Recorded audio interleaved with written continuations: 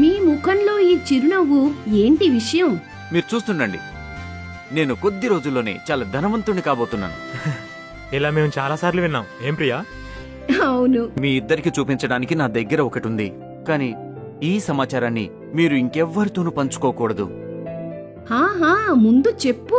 తెలుసా, నాకు ఎలాంటి వీడియో దొరికిందంటే నిధికి తాళం చెవి లాంటిది. అలాంటిదేముంది ఆ వీడియోలో?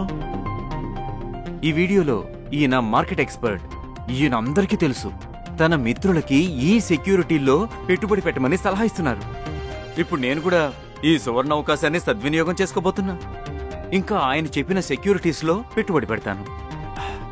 వావ్, ఇంత పెద్ద మార్కెట్ నిపుణుడి ఉచిత సలహా! ఈ వీడియో మీకెక్కడి నుంచి వచ్చింది? అలా ఉంటే నా పరిచయాలు అది వదిలేయండి. ఇప్పుడు ఎవరు వీటిలో నాతో పాటు పెట్టుబడి పెడతారో చెప్పండి.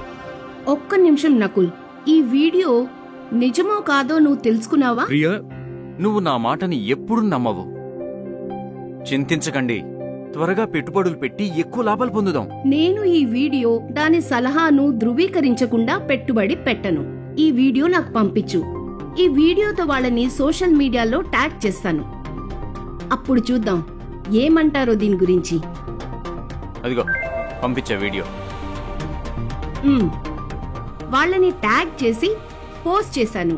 ఇటు చూడు, ఈ వీడియో చూసి చాలా మంది ట్యాగ్ చేశారు.